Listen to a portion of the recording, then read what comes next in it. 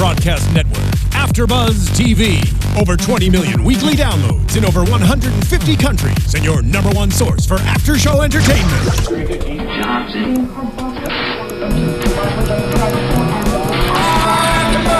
AfterBuzz TV, the destination for TV superfans, producing aftershows for over 300 of your favorite TV shows, interviewing celebrities and showrunners, and bringing you behind-the-scenes exclusives. All thanks to E! Entertainment's Maria Menounos, producer Kevin Undergaro, and internet leader Akamai. Now, let the buzz begin! Hello and welcome to the AfterBuzz After Show for the King of the Nerds Nerdtastic finale. Oh my gosh, I'm your host Yael Tygiel. With me today, unbelievable, Ben Tully's here. Yay! Hello. Curtis is here as well, of course. Yes, old Curtis, who's always around. Well, I'm so happy you're here. But what's really cool is Ben's here. Ben's here, guys. I mean, this is my first time. I know. Please be gentle. Never. Please. Okay. She was never gentle with me. Good luck. Yeah, okay. Yeah, okay, we're moving on. It's getting awkward. All right. The Nerdtastic finale. We've been talking about how sad we all are. Happy sad. Happy sad. Happy sad. We have a king. We do. We have a king of the male persuasion. Yep, and I have been wrong all season. Yes, you have. I have to say, I have looked forward every week to hearing your predictions, and it's one of the great treats is to be able to sit here and go, mm-hmm. That's a very good one. That's a great because every week you were wrong. I was so wrong. But boy, you were so committed to it, and you had very good reasons for believing what you wanted to believe. And I like the way you put it, because it was just that I wanted to believe it. I know. Well, I know. It's as though I was watching the show and not paying attention. No, you were paying. I could tell you were paying attention. Right, but you were just wrong. Yeah, that's different. That's okay. We have the king himself coming on Skype with us soon, and I'm very excited to talk to Jonathan. If he has time from ruling the kingdom. I mean, I know from past experience that once, not from personal experience, but when you become king, there's everybody wants a piece of you. And hopefully Jonathan will be able to take some time away to join us here.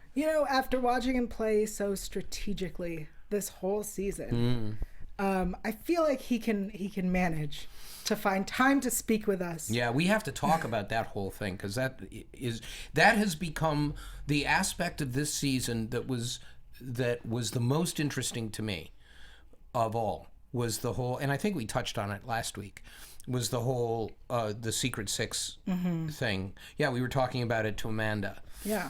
That with the Secret Six, it was a huge strategic game that went across teams and all that, and that was something that some people found off-putting. Yeah. And it's so interesting to me because I can't imagine why. I'm curious to get Ben's view, and we will get that. Jonathan's. It seems the king has arrived. Is he here? I can hear him. We don't see him. I see me. Oh, he's okay. Oh, well, hello, Your Highness. Your Majesty. So my camera's running, but I don't see any video from you. Oh, okay. You well, won't we see look us. just the way you would imagine us. Okay, good. And we're I think bowing. I think you look probably just as we imagine you. Okay. Do you need me to try and use a different device to maybe get Skype working? No, our engineers are dealing with it. Okay, great. Our slaves are dealing with it. Electronics minions. Yes. We like to call them house elves. Yeah. House when elves. we were in Nirvana. Yes. You'd leave, really? Yes, you'd leave a mug, and if you didn't get back to it fast enough, it would disappear. And you'd go, I guess the house elves got it. I've never heard that. That's really great. Yeah. That's amazing. So, Your Highness, now that you are home, do you have house elves there as well? No, I wish. Maybe I should spend my $100,000 on that. You could train your cats. Please don't call right? me Your Highness. Please call me Dr. Adler. No, just kidding. My apologies, Doctor, Your Highness. Doctor, Your Highness. Yeah. This has been an interesting season. We constantly talk about the Secret Six here, which I think is wonderful and terrible all at once. Now that everything is out there and everybody knows everything, how was it for you watching the season and watching people deal with discovering the Secret Six? We had to do what we had to do to get far, right? Ben and I, who knows if we would have made it to the last two if we didn't have the Secret Six. And if $100,000 on the line and you have to hurt a few feelings, I don't feel bad about it. Here. I mean, I guess that makes me not a real nerd, but I like money. Wait, you know what? This is a king I could vote for. I could get behind this king. Yeah. I mean, so many people on the internet are like, wow, what a terrible person. What a weasel and a snake. But it's like, look, if you had $100,000 on the line too, you'd probably make a couple of questionable moral decisions. And I mean, maybe you wouldn't, but then you'd be Ori and you'd get out very quickly. Ben? I almost want to say no comment to that. Jonathan really is just, well, go for it, man. I think... Well, they hate me already. Yeah, exactly. I think what you are doing is very understandable, because what you're saying is, we've got all of these people dumping on you. I love, by the way, the is it a meme or whatever it is that he put up today? The Not My King? Not My King. Yeah. I thought that it was a reference to the 2003 Bush T-shirts, but I'm not sure if our viewers are old enough. No. I maybe not, but I thought it was really funny. I thought you were going for the reference to John Oliver's "Not My Christian" hashtag that he started for 50 Shades of Grey. Yeah. So something like that. Yeah. I didn't even think of that. But no, I mean, I think that every king before you has had to deal with that kind of backlash. And it's so funny because, of course, many of the male fans of our show were complaining about the fact that it seemed that women were always winning, and now a man wins and they're still complaining. So it might be a different subset. You don't know which subset of people are complaining. You're right. Okay. All right. How the internet works. I think at the end of the day, they don't want a good television show. They want a purely objective measure of who is the most nerdy, and then they get disappointed when it's an entertaining television show. I'll say this. I think the way you played was such an interesting way to do it, because I feel like everyone's always like, well, nerds have a different set of rules. Well, we're still human. That's right. And I think that's what I love about the show, is that it's constantly being like, look, we're just people. We're just like you. And you embody that in a whole new way. And yes. I think that's No, you're wonderful. right. Nerds do have different rules, and I I will manipulate and use those rules to my advantage. I was going to say, do they really, though? I mean, for every group of nerds that you know, just think about it. Mm-hmm. There are people either within that group that maybe you're not the most thrilled they're there with you, or you have this in group. So I play a lot of card games, and our always in group was our joke was, well, at least we don't role play. There was always somebody else that we were like, well, at least we're not those people. Right. And so I think that's a LARPers. very at least I'm not a LARP. That's very much nerdy thing to do. This is my thing. And that's their thing, right. And my thing is definitely superior. See, thank you for saying that, because I think what you're both saying, Jonathan and Ben, that both of those things need to be said, about this show, is that they are human people, mm-hmm. and people who, and I understand why people become so invested and involved, and sometimes they lose sight of certain things.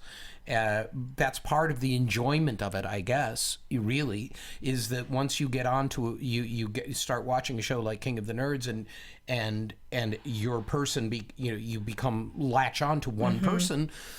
That's what makes the television show, is the fact that you like that person. Right. And when that person loses, it pisses you off. You're supposed to feel bad. Yeah, absolutely. It's a good bad. It's a good bad. It's the job of everybody who's making that TV show to make you feel bad that the person that you wanted to win didn't. Yeah. Jonathan. Yes. The thing that got me about some of the negative response to you, and I guess this is just I look at it differently, but when you threw Heather under the bus, was great. Okay, yes. No.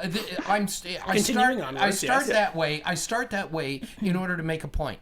You threw her under the bus, and when it worked, it really bothered you.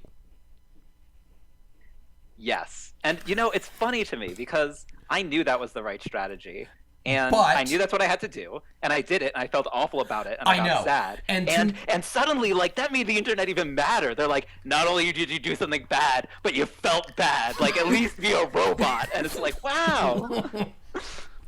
So you got the impression that you actually cannot win. Yeah. Oh, and my favorite is the people who both hate the Secret Six and everything it stands for, and hate me for betraying the Secret Six. Right. Sure. Okay. Well, I had said way when this show started that the Secret Six, the thing I loved most about it was that I would be in the Secret Six and then backstab everybody. That's right. You said that. And then you did it, and I was like, yes! Yeah, I feel like it's every person who's played the board game Diplomacy's dream is to pull off the perfect backstab. And you want to get right to that moment where you get to call the shots. And that one episode, just for a moment, I called the shot, and I was I was really having a great time watching that. Well, I asked, this is a question I asked of Amanda, and I'm just curious for both of you. Sure. It's a question for both of you, which is that, speaking of the Secret Six began as an inter-team women's group with the idea that they were going to keep a woman on the throne after 2 seasons. And also not get eliminated immediately. Yeah, I know. That was also part of it. More pressing. Well, yeah. But the ultimate idea was, we're going to... And that was a constant throughout with the women on the show. Sure. Was we have to keep this distaff on the throne. And then they bring you guys in. And I said, I'd like to get your view on it, because what I asked Amanda was, did you ever regret that? Of having brought you guys into the Secret Six? So why don't you start, Ben? I mean, I wasn't even around when the initial Secret Six conversation happened. I happened to be out of the room and came back and was told, hey, guess what? You're part of the Secret Six. And I was like, okay, whatever. I had already had a couple of conversations with Lily and Amanda about looking out for each other's backs. And so the fact that we were in the same group, I was like, okay, well, that just makes it a little bit better that maybe there's 1 or 2 more people watching my back. And so for me, I don't know, the Secret Six, the whole idea of it was it just made a lot of sense. And it took a lot of convincing for me that the numbers worked out. Having 3 people on each team was the important break point. Because at first I was like, I just don't get it. Aren't they just going to strategize with us, win something, and then throw one of us in? Isn't that exactly what everybody would do in the first instance anyway? And they're like, no, it's not going to happen. And I had no idea the girl part of it was happening. But I feel like the girl part of the alliance really became part of the Secret Six. I never got the impression that the Secret Six was a thing, and then inside the Secret Six was the girl alliance still. I felt like it fully matured from one to the other. I see. But so I never got that impression. Maybe they're all watching me right now laughing, being like, of course we were still planning against you. What about you, Jonathan? Okay, so it's interesting for me. So, like I said, I came into the show knowing I needed to make alliances. So very quickly I started talking. And so I don't think, had they not let me into the Secret Six and it just stayed as a girls' alliance, I think I would have started making alliances with other people, and it wouldn't have worked out so well. Amanda or Heather, one of them pointed out that it really worked out that you have the really sneaky guy inside your alliance instead of trying to backstab it or attack it directly. But I will say, to Ben's point of, I never thought there was a secret girls alliance in there. I never really did either, but I knew that Amanda and Heather were closer to each other than they were to me. Sure, and so the moment I was in this alliance, I'm like, okay, I'm in alliance, great. Now I need to start prepping for the day that Amanda and Heather are both going to have to choose one of the 3 of us, and I need to make sure they don't choose me. So I spent a lot of time trying to play that angle, but never got to the point of saying, oh, clearly it's Amanda, Heather, Lily, Rochelle all working together. And I think to Ben's point, I think very quickly it was clear that wasn't really a thing, I don't think. But maybe it was, and I was stupid and didn't know. I have a question for you, Jonathan. And sure. I have an opinion on this. Okay. Do you really think the Secret Six made that big of an impact in decision-making processes, except for making it super dramatic? when like the Heather had to go in and then Amanda had to go in? Yeah, so I think your opinion is probably the same as mine. Of absolutely not. Like if you go through the episodes, right? Right. Corey was getting voted out next on Team Smash. Like, okay, so the Secret Six got created. So on how the next vote after that got created was Blue Team. Thomas was definitely going in regardless of the Secret Six. The Blue Team lost again.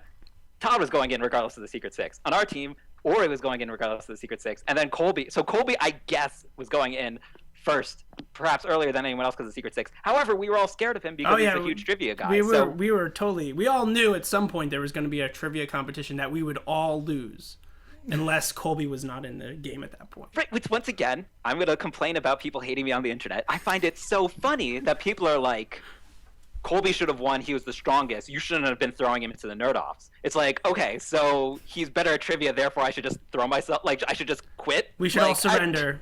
We should have all just given up on the first episode, and everybody would have gone out one after the other. We'd have had some free alcohol, and that's it. And then the show would be canceled, and there'd be no season 4. Exactly. So let me ask you then about the Secret Four. That's what I've named them because they didn't name themselves.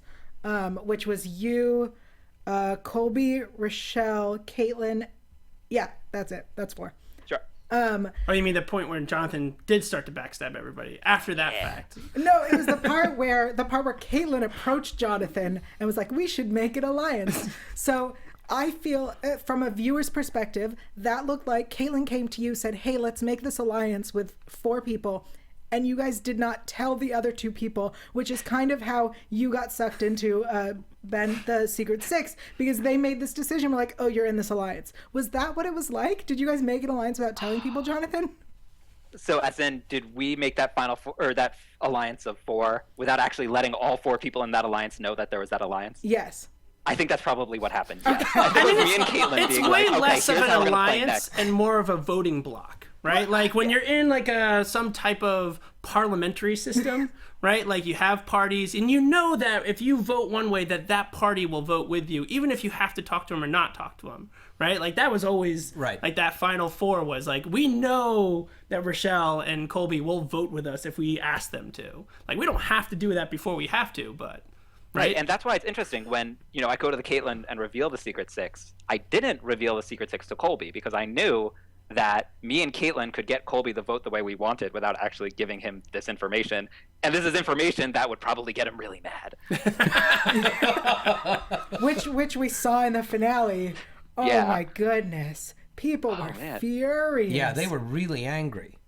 I mean, what is your take on the? This is sort of part of the Secret Six controversy, is the idea of the cool kids table. Okay, so that I'm going to rant here for a second too. Yeah, go rant, Jonathan. Yeah, just on a rampage. Okay, I don't get that at all either, because people are like, "Oh, you were bullying them," but like, we tried our hardest to make sure everyone is having a good time. Like, as you saw in that, I think, episode 6 or something, we were trying to reach out to Colby, make sure he was feeling included. When Todd got sent home, we all hugged him after. Rachel was giving, friendship speeches to pretty much everyone. Like, we were perpetually trying to make sure that despite the fact that we were playing a game, everyone was having a good time. Also, it was secret. They didn't know until the last episode, so they didn't know they were being excluded until it was way too late to have been caring that they were excluded. Yeah. And I get how it feels. Like, I've played enough board games to know how much it feels when you realize you never had a chance of winning in the first place. Like, I get why that's unfortunate, but that's not the same as bullying. Yeah, okay. I have to say, bullying is the people who went that showed up on my Twitter feed or on my Facebook page about accusing us of bullying Colby, for example. I got a lot of reaction in that area where people were saying, well, you bullied Colby, I'm never watching your show again. And I'm thinking, well, not only is it not true, literally not bullying, but it also is insulting to Colby. Colby was fine. Yeah. I mean, he didn't win, but he was a strong competitor, and he did well in the nerd anthem.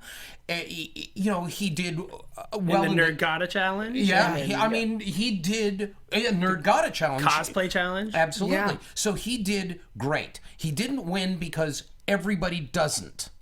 But it doesn't make it bullying. Yeah.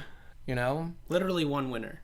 every year. That's it. Just What? one. I know, it's amazing. Mind blown. I saw one person on Facebook today was saying Heather was a bully because she ranked the boys in terms of attractiveness, and Todd was last, so that's bullying Todd. And I'm like, okay, I don't know what bullying is anymore. I think we need to redefine bullying. Yeah. Jonathan, I know you have to leave us, but thank you so much for chatting with us. Thank you for taking time out of your very busy Such a day. busy guy. I know. Running What is the whole happening kingdom. in Phoenix, Arizona right now that you have to go run? Is it everything on fire? Like, are you doing Well, it? Like, we were throwing a Ben Lost party. okay, that's fair enough. I'm sorry you weren't invited. Thank you, We're kind Jonathan. of exclusive. Before you go, why don't you let people know, if they haven't already found you, Your Highness, Dr. Your Highness on Twitter, tell them your Twitter and Facebook and whatnot. So Sure. they can abuse you more easily. Yeah, that's this right. is where you I should send love your it. hate. Oh god. Yeah. Anyways, my Twitter handle is Sky Tetra. That's spelled weird. It's SKYETETRA. But I also have a Twitter bot, which is a robot, and that's KNUK_TATS, and that tweets random knuckle tattoos. So if you follow me, you should follow that too. And there are like 30 people following that. So come on, let's keep it going. And we interact with it pretty heavily. Those of us who are following with it, because Yeah, they're it's a fun time. ridiculous. Some of these knuckle tattoos that Google Okay. comes up with. Oh, Yeah. I don't even know what that means. Okay. But I'll Yeah, we'll look it up. All right, thank you guys. thanks. Bye. Thanks, Jonathan. Jonathan.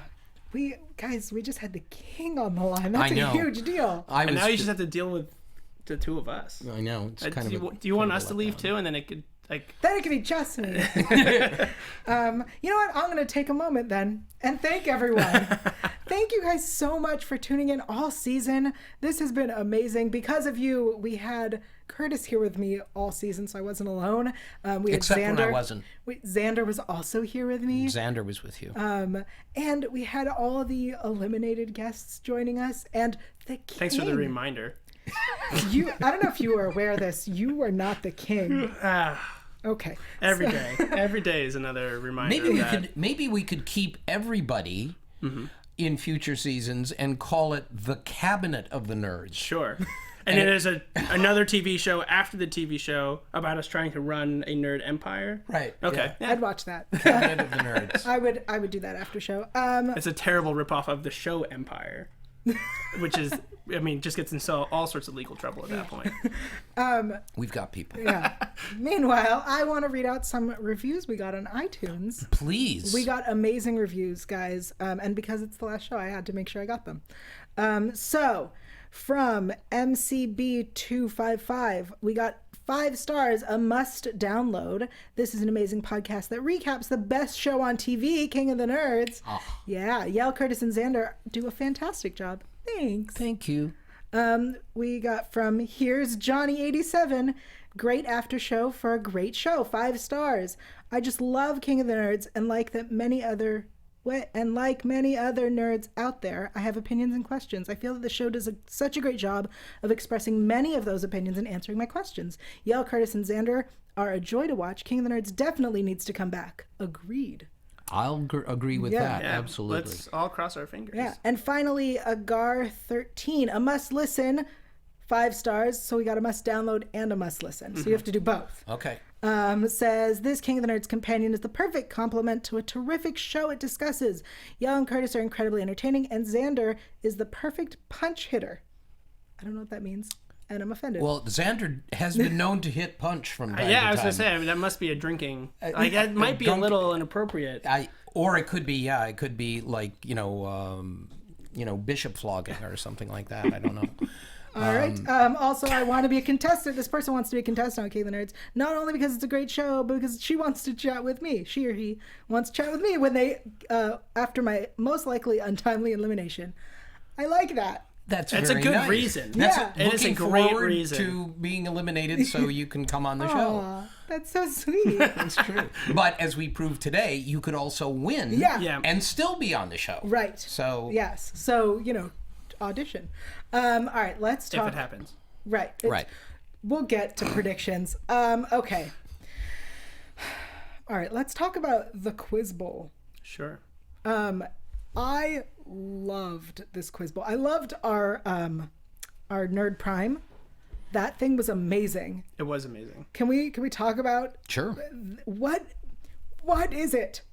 And how can I get one? What do you mean? What are you referring to? The Nerd Prime, the question giver. It's an the Nerd Prime. Yeah, No, that's Stan animatronic. You know, I want It's Stan Winston. Yeah. Stan Winston Studios. How do I get one in my house? It would be hard to fit one of those in your house. Actually, they're massive, and very big.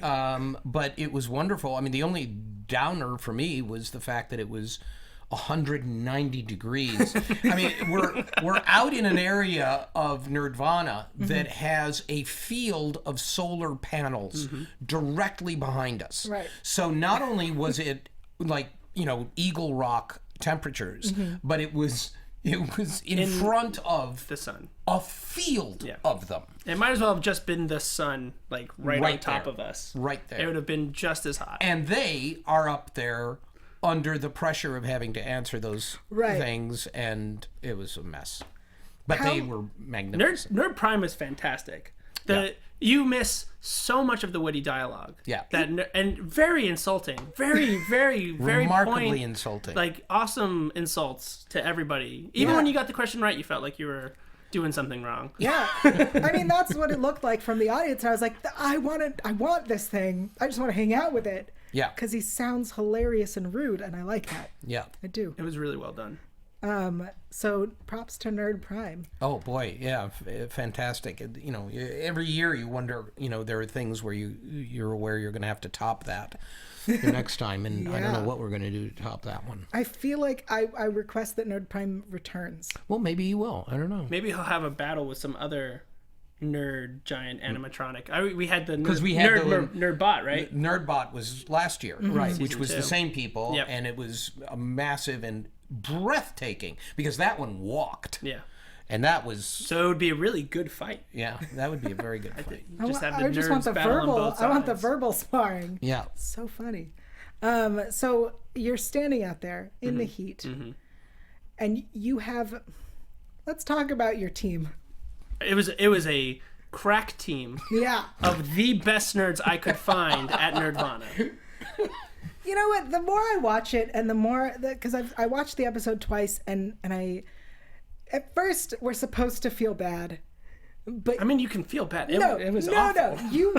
You took down everyone else first with no support. It's true.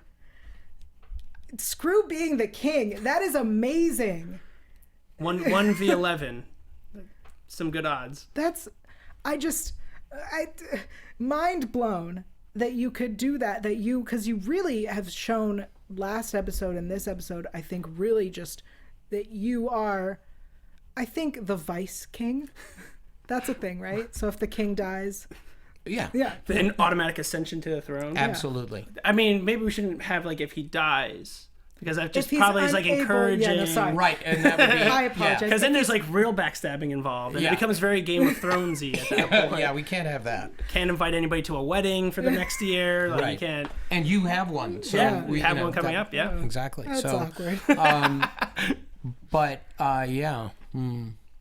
What was going through your head? I mean, aside from gotta get the answers, standing there with no support. It was a little rough. I really am appreciative of everybody who worked on the show for the version of me they showed, because for every minute of me being really confident, there was a minute of me being like, I can't do this. This is awful. I'm gonna get destroyed. They're all against me. This is never gonna happen. And then I would have to talk myself back up, and then it would crumble all again. And so the version you see is very calm and level-headed, but that was only half the story.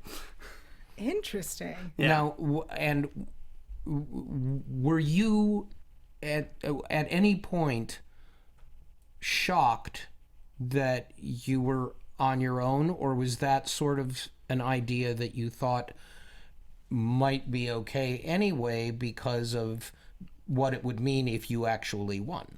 I don't think anybody in that situation wants to be alone, especially because there was such an emphasis on the line of pick the person who you want to be king, and I felt like that was a very strong statement of people being I don't want Ben to be king. So at one point I thought I had a couple people on my side, and it was a little bit of a shock. And so in the courtyard, when everybody started to pledge allegiance, I just was telling myself the whole time, don't show emotion. They want you to, like, everybody wants you to see you, like, be like, well, this is really upsetting. Just be like, yeah, whatever. Like, just keep going forward. See, So. that's amazing because, of course, on our end, this was one thing where during the course of the season where we really weren't sure what the deal was. Usually, because people are talking to one another in addition to talking to us, we get some sense of what people, even, if they're pretending something, we know what their real motive is.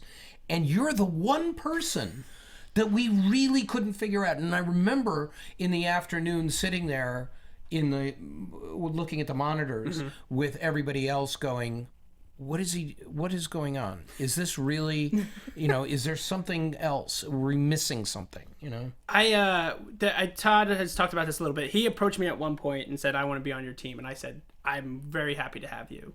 I don't think anybody else is going to be on my team. So please, if you want to do that. And then he said, but there's a part of me that really wants to show support for Lily because of what happened. Yeah. And I had a sit down moment with him where I said, listen, if you feel like one, that Lily needs help, and two, that you would get the most out of supporting her, then don't worry about me. Like, I'll be okay. And so he then said, I'll be on your team, don't worry about it, and left the room. Yeah. And it caught me really by surprise when he was in the courtyard and said, I'll be on Lily's team. And I was like, right, yes, I said he could do that. Yeah, that's okay. Don't worry about that. So that was a little bit of a shock. He gave that long speech. Yes, he did. Leading up to a Green Lantern speech about how he was Hal Jordan, consumed by parallax, and this person stood up to him and was the rest of the Green Lantern Corps that overcame it, and I was like, oh, this is really nice. And then he was like, Lily, and I was like, okay, yes, that's fine. Oh, God. That's really great. Well, when you watch the episode and you see everyone saying, that they're choosing who they think needs help.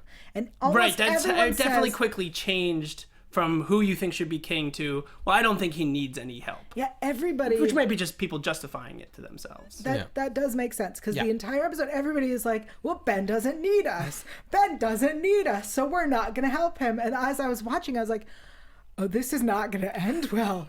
And then you kicked everyone's butts. Thank you. I tried. It was amazing. The thing about it is that it shows, I mean, when we're talking about Ben on the show, it is true with a lot of our nerds, if not all of our nerds, is you don't realize everybody thinks of Ben as being the marine biologist, and you don't think in terms of what else he has going on, with him. And there are a lot of people who surprised, Ben surprised me for no reason I wouldn't know, but Ben surprised me in the Nerd Anthem. I was totally knocked out in the Nerd Anthem. I was not expecting that from him at all. It was like with Caitlin in the Melt Your Face Off when she started going into first generation Pokemon answers. I mean, it was a genre-defining game and a key point in our young childhoods. Everybody knows the classic Pokemon. Well, but it was surprising. I would not expect her to know them. I mean, I just wouldn't expect her to know them. But everybody has their moments in the show where you go, how? That's not supposed to be in their wheelhouse. Right. And he had, a lot in his wheelhouse. I mean, I think this just proves that I spend way too much time on the internet. Yeah. Reading whatever anybody puts in front of me. So it becomes, it's maybe more of a sign of like a deep-seated underlying problem than anything else. Yeah. Well, I mean, you also said you knew Mortal Kombat because you were not allowed to play Mortal Kombat, so therefore you played a lot of Mortal Kombat. I tried as much as possible. Yeah. Right. I have very clear memories of like going things to like bowling alleys and anywhere where there was an arcade, getting money from my parents, waiting for them to leave the room, and running over to the Mortal Kombat machine. Like that's something that definitely happened as much as I could in my young childhood. How are they feeling now? Well, what can they do to him? He's an adult. I mean, now that it was worth off, it. Yeah. I mean, there was a lot of Mortal Kombats that have come out over the year, right? At some point, I would have sat down and played one of them. Being an adult, being old enough to actually purchase the game myself. That's true. Yeah. I guess that's true. Sorry. First in that bubble. Before we talk about the final nerd off, I want to talk about the partying that happened. Because you were... What partying? No partying. They were all good kids. I mean, it happened. It was intense. You guys got a very small dose of what happened in that night. I feel like this episode should have been 2 separate episodes. Yeah. And I wanted to see... Exclusively the party? Oh, boy. I'm really glad that's not the case. What we saw, what confused me was we went from Heather being all about Jacob. Mm-hmm. And then all of a sudden, because it was a nice cut, to Heather and Rochelle making out. And I went, what? What did I miss? I mean, there's intervening time. Yeah. There was more... There was a big time jump. Yeah, there. more alcohol, other things that happened off camera, like, indeed, for sure. Yeah, we're not going to go actually there. It's their thing to talk about. Yeah, exactly. Anybody who wants to talk about what they did at that party. That's a good way of getting out of it. Yeah. Thank you. Nice.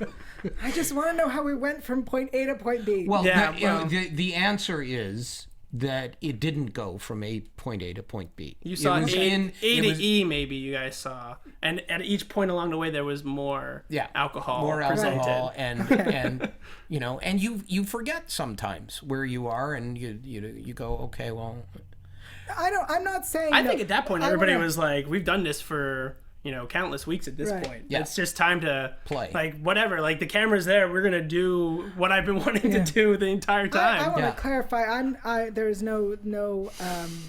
We are discussing. I just am missing. There's a bunch of steps we're missing, and that's all I want to know is that there's no shame, no.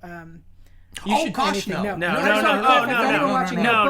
shame. No, everybody had their own fun though. I think everything was great, and I support all So of do it. we, Yeah. by the way. I mean, if we didn't, we wouldn't have shown it. One of my favorite parts about the episode was the Heather and Rochelle starting to kiss, and the cut of the camera to Jacob and Jonathan just being like, huh, okay. I love, there are so many things I loved about the season, about this episode, but that was one of those things where if you weren't watching for it, you weren't going to see, like, it didn't make sense. Like, why are they showing these guys right here? But it's only because of that pan and then being like, huh, okay, so that's something that's happening. Yeah. And you're all in the same room, even though there were two bedrooms. Yeah, 2 bedrooms. That may have been a mistake. It was a lot of people. Was I Thomas had my own under the bed? He was. Did he sleep under that bed? I mean, it's a very Gollum thing to do. I know. He did. Okay. I fell asleep I had my own bed. I had just enough that made it so that even when people were talking, that it was easy to fall asleep. Yeah. And so the couch was open. So I'm hoping somebody moved to the couch at some point for the people who are on the floor. Okay. Yeah. I don't know why. See, that was a question you should have asked, the other people. Yeah. I mean, like Thomas, for example, like we're, say Thomas. This is the finale. And he's not here. Oh, that's right. It was the finale but you saw him earlier it wasn't just the finale where you saw him under the bed. Yeah, I assumed earlier because there were beds that he was just hanging out under there, not that he slept there. Yeah. Sabotaging. That would be... I'm gonna put that down and recommend to any future nerds. If you're afraid that people are having a alliance against you, crawl under the bed and wait for him to say something. Exactly. And catch him. Yeah. I mean, that's a great that would have idea. been really good. Yeah. Of course, now you've said it. Yeah, well, now it's no going to be... No one's all listening. the beds are going to be... Yeah, everybody's going to be looking under beds now for... We've only escalated the paranoia for season 4. Exactly. Like we needed to do that. Everybody's in an alliance. They're all coming after you. Yeah. It's true. And everyone in your alliance is going to stab you in the back. Yeah, exactly. All right, let's get to the 7 games in the Nerd Off. Mm-hmm. First off, way to abuse Pom Pom Kitty. Oh, that wasn't abusing. She loves that. Pom Pom Kitty really likes... Everything looked so heavy. Everything was really heavy, actually. But she's a very strong woman. So she only got hung up once. There was one thing, I think it was the video game that she was pushing out. That was very heavy. And we had to stop and get people to unhook it from the rug and went stuff. right up on the rug. Yeah. It wasn't going But anywhere. aside from that, Pom Pom Kitty is fine. Okay. I love Pom Pom. So Kitty. do we. We love her. Good. Mindy Robinson is the actual name, of course. Pom Pom Kitty. I'm sorry, Pom Pom Kitty. That's right. Thank you. All right. So Jacob points out something very interesting before the 7th game, that every head-to-head game, Jonathan won, and every individual game, you won until the last one, the Griddler. Did you take notice of this by chance while you were playing, that you were doing well on the individuals? Yeah, I hadn't noticed that. I mean, a lot of the head-to-head ones had some element of either additional difficulty of being like a new game that we were playing, or being something that I had never done before. Right. So it was very clear that to me, like, okay, I can do these other types of puzzles pretty well. When they wheeled out the board and I first saw it before we heard what it was, I was like, oh, it's Sudoku. Like, this is going to be great. I'm so good at Sudoku. And then they said the Griddler, and I was like, I don't even know what that is. This is gonna be a big problem. Yeah. What was your thought process for that one? Because sitting there watching it, even after it's explained to us, I went, what? Yeah, I was a lot like that too. And we got a very quick like rundown of how the logic puzzle worked around it. And it was on this little tiny 5x5 square, which didn't seem that difficult. And I was like, how big is the square they're about to do? And they're like, well, we can't tell you. And I turned around and I was like, what? This is huge. Like, this isn't like 1 or 2 squares that you have to fill in. And I think I got the rules right. And I just went at it and started filling in where I thought I could fill in. I have no idea how I got to anywhere where I was on that board. Until I realized I really started to realize what mistakes I was making towards the time frame where Jonathan won. Much more, like, by then I was like, oh, I get it. I'm doing this wrong and I'm doing this wrong. I should go back and do this right. And by then it was too late. Well, let's talk about the the crossword. Because you had it and then you heard him writing his E's everywhere. Yeah. Which, as an audience, because we didn't get to see, until the end when he revealed his master plan of putting E's everywhere. What did you think did you think he actually had the answers, or did you think he was just scribbling? No, I thought he had the answers. I thought, because you could hear the other person writing. Right. And so I just thought that it had been this brilliant, amazing, and not that the strategy wasn't very intuitive and good for foresight in case of a tie, but I thought he had been purposely slow playing it so that I'd filled out all I could and wasn't really sure what else to do, and he wanted to, and at that point I thought I was ahead, but I wasn't sure, and he just wanted to be like, haha, I tricked you, I knew all of the answers from the beginning, and this is my strategy, and now you'll lose because you can't do any more deduction, their time's up. And I was like, oh man, if that's how I'm going down, this is going to be the worst. And you didn't know that he sat down at some point. No, I had no idea about that. Okay. Because I wish we had more time with him. I wanted to ask him what. I know, I wish we had too, because these are good questions. I mean, it's just sometimes, in those situations, I mean, he sat down, I stood back and just stood there for a long period of time, right? I think it's, once you get the stuff that's obvious, once you can work out the things that you can based on the letters that are on the board, I mean, you're not divining it from anywhere else, right? Like, one of the answers was, the clue was 1/2 inch, 3/5, and something else, and I knew it was a floppy disk, and I had disk, and then some end of the word, and I was like, I don't know I have no other idea in my head what the suffix is for floppy disk, but this is like a synonym for it. It turned out to be diskette. But I knew what it was, but there's no extra information coming from anywhere, right? The words didn't overlap so much that you were getting extra letters from stuff that you did know. So if you had a long word where you had 4 letters in it and you had no idea, you're like, okay, well, that's it. That word's not getting filled in. Yeah. See, I mean, this is that final nerd off is the reason why I get asked all the time, how would I do? Yeah. This is a good example of why I would never even get close. You would have had the Maid Marian clue done really quickly. Nope. No? I, like everyone else, I thought they were talking about Robin as in Batman and Robin. And I thought, well, I'll never get that because I don't know enough about Batman and Robin. Right. Whereas I would have known if I'd realized it was Robin Hood. Yeah. One word right there, Robin Hood. Yeah. Completely changes it. Yeah. Yeah. I mean, I'm the same way watching this.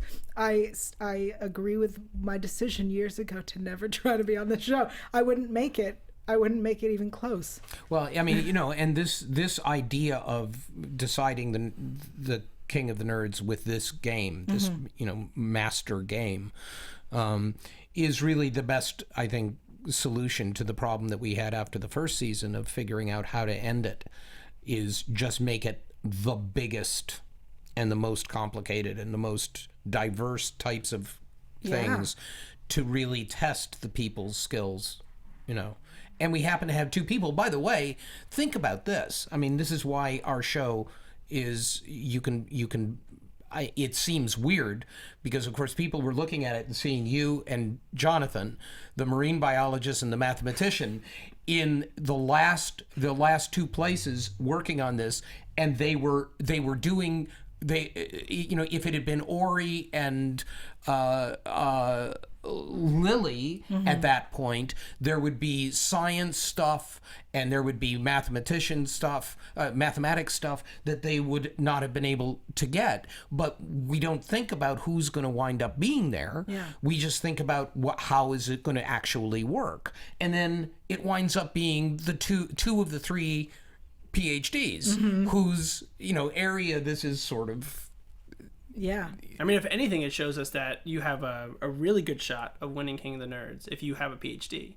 So it's not entirely useless. Well, it's your interesting PhD. that the three of you, it wound up the three of you, as Lily says, 3 PhDs and me. Yeah. I mean, really, that's kind of amazing. I love staying in school, kids. Yeah, that's right. Basically. No, I like that it came down to doctor versus doctor in the end. Amazing. At least if I wasn't a doctor and I had lost to a doctor, I could put that it was but he is a doctor. Right. And now I have nothing. Now it's just well, I lost to Jonathan. We have the exact same degree. Might I remind you that you won the entire quiz bowl by alone yourself, and were the first winner. Yeah. That is still pretty amazing. Mind blown. Yep. Okay. I'll keep that. Agreed. I'll put that in my back pocket. You should. I mean, it's nothing you can frame and hang on the wall, but it's, I mean, you say that, but I could print something out. Yeah. Also, where are the shirts? Oh, the Team Ben shirts? Yes. They're still in that warehouse. They're right next to the box with the Ark of the Covenant. I'm pretty sure. Okay. They got carted off and put somewhere else. I mean, people on Twitter are asking you for shirts. I know.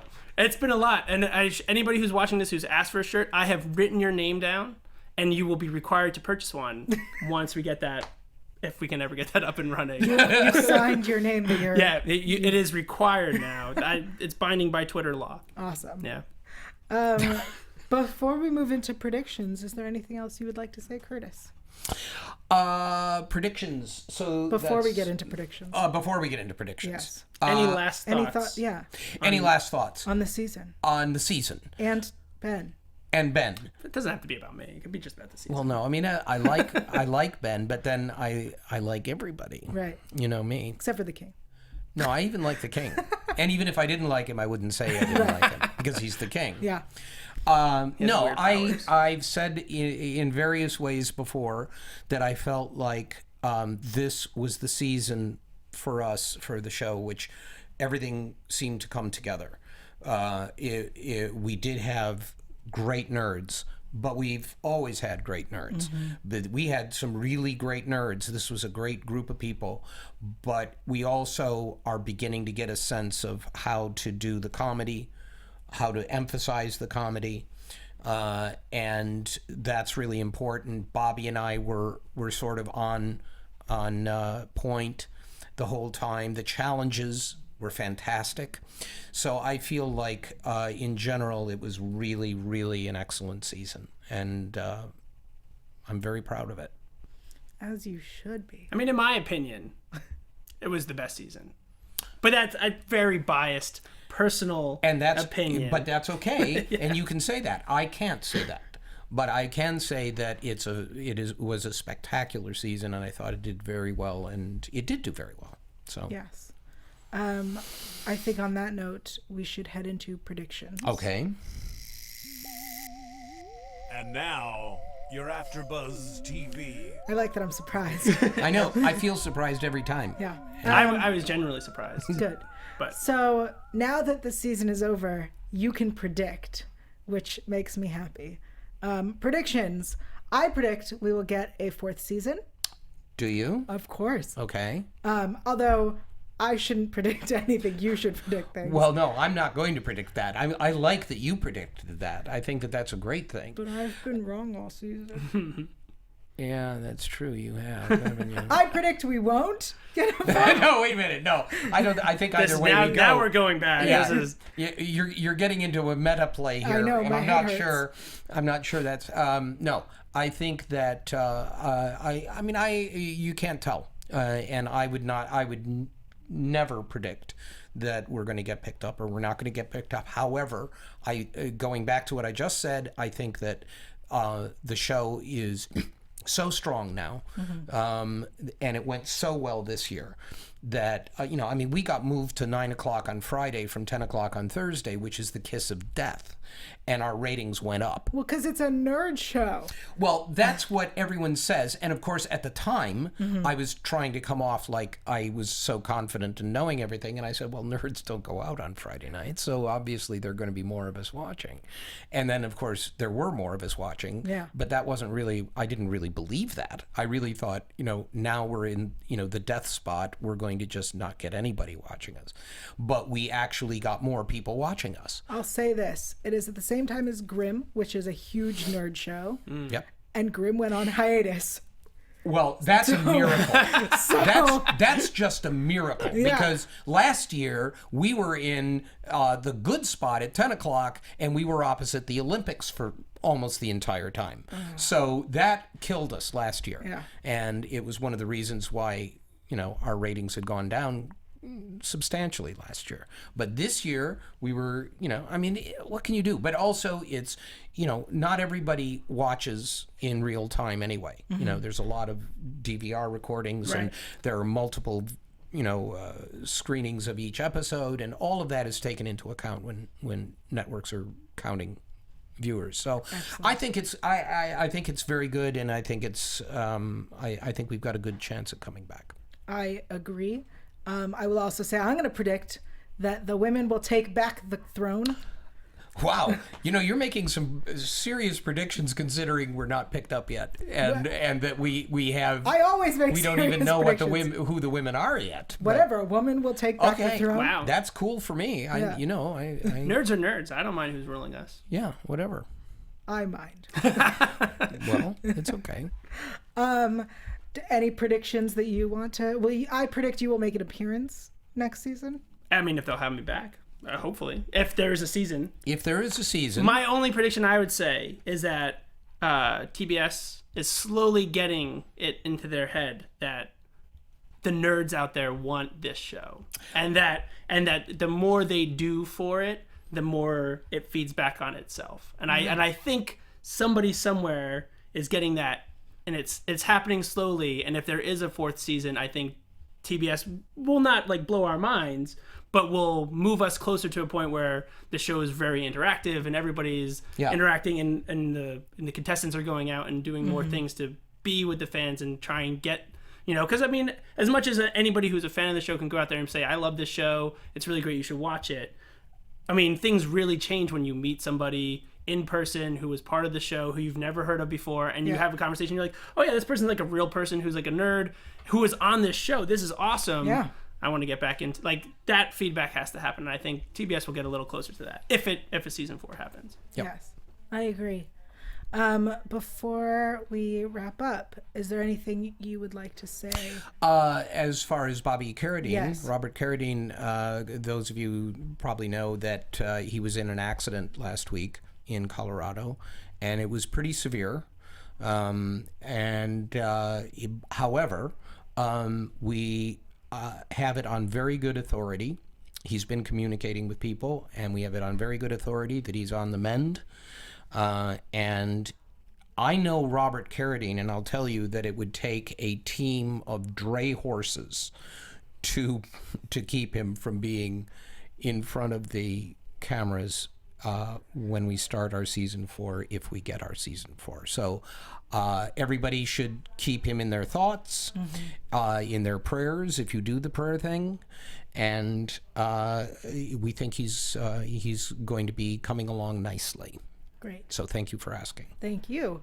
Ben, why don't you tell people where they can find you on Twitter and all that good stuff? I feel terrible shamelessly plugging myself after No, that's okay. You such get nice words like that. Oh, now is the shameless plug that's time. shameless No, because plug then time. I'm going to do it too, so it's okay. Don't worry, I will also do it. Okay. You can find me on Twitter at Deep Sea Sith, as in like the bad guys from Star Wars.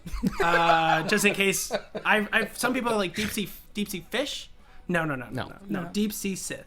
Also on Instagram. I also do a podcast for the show, which has been going all season. It's going to obviously be in its 8th episode, but we're hoping to continue on. We have locked down an interview with Anthony, the showrunner. Excellent. Excellent. Anthony Carbone. Yep. The showrunner of King of the Nerds for next week. So not only will there be an 8th episode recap, but there'll be future episodes. And you can find that at King of the Boyfriends. At .podbean.com or on iTunes. King of the Boyfriends. King of the Boyfriends. Shameless plug. Just saying. He just happens to be the king of the boyfriends. Okay. Curtis? Yes, what? Oh, Where sorry. can they find you? You can find me on Twitter at Curtis's Booger. Excellent. And if you want to find me, and I suggest that you do, I'm online at yael.tv. That's yael.tv. Also, Twitter, Instagram, Facebook, YouTube, Google+, Pinterest, Polyvore. That's about it. At Yael Tygiel. That's YaelTygiel. And we will see you next year when there is a season 4. Atta girl. Right here for lot more of King of the confidence. Nerds. Bye. Bye, everybody. Bye, everybody. From executive producers Maria Menounos, Kevin Undergaro, Phil Svitek, and the entire AfterBuzz TV staff, we would like to thank you for listening to the AfterBuzz TV network. To watch or listen to other after shows and post comments or questions, be sure to visit AfterBuzzTV.com. I'm Sir Richard Wentworth, and this has been a presentation of AfterBuzz TV. Buzz you later.